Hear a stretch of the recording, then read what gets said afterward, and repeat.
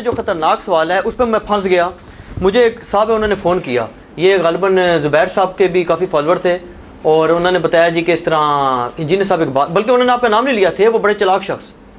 انہوں نے کہا جی مجھے ایک بات بتائیں, انجینئر صاحب نے کفریہ بات بھی کی ہے. اوہ نعوذ باللہ. اچھا میں پریشان ہو گیا, میں کہا جی کس طرح؟ انہوں نے کہا جی مجھے ایک بات بتائیں کہ اللہ کے حلال کو حلال اور اللہ کے حرام کو حرام جو ہے, یہ کیا نبی صلی اللہ علیہ وسلم اپنی مرضی سے کہہ سکتے ہیں؟ میں کہا جی میں سمجھ گیا کہ وہ بات ہے ایسی. انہوں نے کہا نہیں. اچھا میں سمجھ گیا. وہ کہتے ہیں جی آپ مجھے یہ بتائیں کہ انجینئر صاحب یہ کہتے ہیں کہ جی اپنی ذات پہ حرام, انہوں نے اپنی ذات پہ بھی حرام کیسے کر دیا؟ ہاں جی, اس کی وجہ سے کفر نہیں ہو جاتا, نعوذ باللہ من ذالک. یہ بات یاد رکھیں. ہاں جی میں اس کو جواب دیتا ہوں کیونکہ بات علمی تھی. میں یہ بار بار کہتا ہوں نا کہ میں اپنی ذات کی خاطر دین سے 1 روپیہ کمانے کو حرام سمجھتا ہوں. اس کا مقصد یہ حلال اور حرام کا مسئلہ بتانا نہیں ہوتا, یہ بتانا ہوتا ہے کہ مجھے سعودیہ سے ریال نہیں آ رہے ہیں اور نہ مجھے ایران سے کوئی ریال آ رہے ہیں. آپ لوگوں کی طرح جس طرح آپ لوگ ایران اور سعودیہ کا ایجنڈا اس ملک میں لانچ کر رہے ہیں سنی اور شیعہ مل کے, مجھے اس طرح کی کوئی امداد نہیں آتی. اور اس میں بار بار میں کہتا ہوں میں اپنی ذات کی خاطر سمجھتا ہوں, میں اس کو حرام نہیں سمجھتا. میں یہ کہہ رہا ہوتا ہوں, جب میں کہتا ہوں میں حرام نہیں سمجھتا, میرے پہ کفر نہیں آ سکتا. اگر میں کہوں حرام سمجھتا ہوں تو پھکی لے لیں, سورہ التحریم کے اندر نبی صلی اللہ علیہ وسلم نے شہد کو اپنے اوپر حرام قرار دے دیا تھا. تو اللہ تعالیٰ نے فرمایا کہ آپ اس چیز کو کیوں حرام ٹھہرا لیتے ہیں جو اللہ نے حلال کی ہے. کوئی اللہ کے نبی پر اللہ نے کوئی کفر کا فتویٰ نہیں لگایا.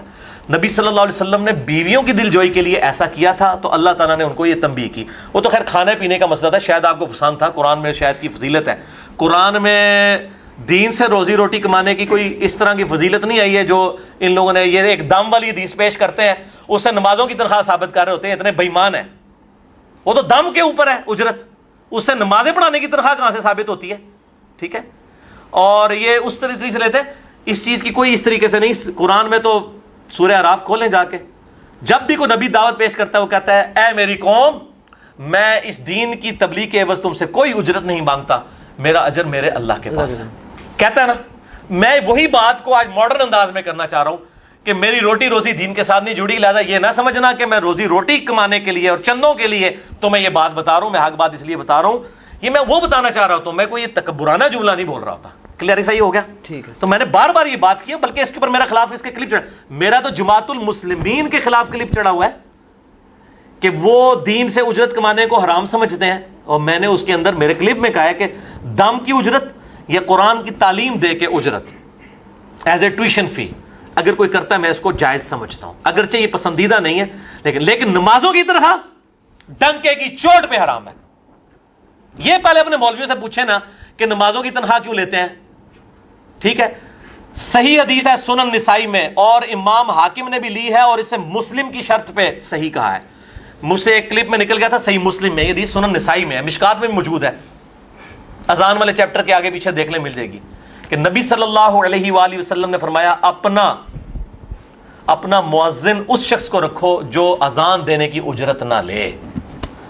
اذان تو سنت ہے, نماز تو فرض ہے, جو اذان دینے کی اجرت نہیں لی جا سکتی. یہ اسی طریقے سے ماں باپ کو اف تک مت کہو تو گالی گلوچ کر لو, مار لو, اف نہیں آپ کر سکتے باقی کام نہیں ہو سکتے. اذان کی اجرت نہیں ہو سکتی. نماز جو فرض تھی, اذان فرض ہوتی کسی پہ دینا, کوئی بھی دے سکتا ہے. نماز تو ہر بندے پہ فرض ہے. وہ مولوی جو پڑھا رہا ہے نا, وہ اگر نہ بھی پڑھاتا, اس کو اپنی تو پڑھنی تھی نا جماعت کے ساتھ, تو تکبیر اولیٰ کے ساتھ پڑھنی چاہیے. ٹھیک ہے, تو وہ اگر آگے مصلی پہ چلا گیا, پاکستان میں ہزاروں مسجدیں ہیں جس میں کوئی امام مسجد نہیں ہے جو تنخواہ لیتا ہو. ہمارے ایٹامک انرجی کے جتنے آفیسز ہیں, ٹھیک ہے جی, 60-70 ہزار ملازمین ہیں سارے اداروں کے ملا کے, کسی ایک مسجد میں بھی امام مسجد نہیں ہے جس کی تنخواہ ہو. وہی لوگ جمع ہوتے ہیں, ایک بندے کو آگے کر دیتے ہیں, اور الحمدللہ کوئی فرقہ واریت نہیں ہے. کوئی اہل حدیث نماز پڑھا رہا ہے, حنفی پیچھے پڑھ رہے ہوتے ہیں, تبلیغی جماعت والے پڑھ رہے ہوتے ہیں, تبلیغی جماعت والا کراتا ہے, اہل حدیث پیچھے پڑھ رہے ہوتے ہیں, ایون بریلوی کرا دیتے ہیں جماعت, سبز پگڑیوں والے, پیچھے لوگ نماز پڑھ رہے ہوتے ہیں, کوئی تفریق نہیں کرتے ہیں. یعنی وہی پریکٹیکلی جو ہم کہتے ہیں نا کہ ہارمونی لے کر آئیں. ٹھیک ہے نا جی, اور اس طرح کی ٹالرنس پائی جاتی ہے. تو یہ بھی لوگ, میں الحمدللہ آپ کو بتا دوں, آپ سب کو, میری الحمدللہ کئی سالوں سے نمازیں کسی ایسے امام کے پیچھے نہیں ہے جو تنخواہ لیتا ہے, الحمدللہ, جو نماز کی تنخواہ لیتا ہے. ایک یہ ہے کہ قاری کسی نے رکھا ہوا ہے قرآن پڑھانے کے لیے, ٹھیک ہے جی, اور 3-4 قاری رکھے ہیں, کوئی ایک نماز پڑھا دیتا ہے کوئی دوسری. ایک یہ نہیں چلاکی والا قاری نہیں کہ نال انہوں کیا ہے کہ نمازیں بھی پڑھانی ہے, نہیں.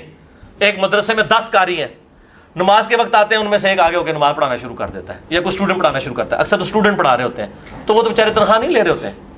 تو الحمدللہ ہمارے آفس میں بھی, بلکہ 3 نمازوں میں تو میں خود امامت کرتا ہوں, بلکہ 4 میں, عصر, مغرب عشاء اور فجر، اس میں تو میں امام ہوتا ہوں الحمدللہ کئی سالوں سے.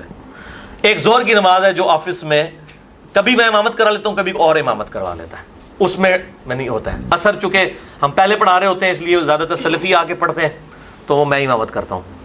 تو ہم تو مطلب اس کو اس طریقے سے، ہاں بالکل میں نے کلیریفائی کر دیا.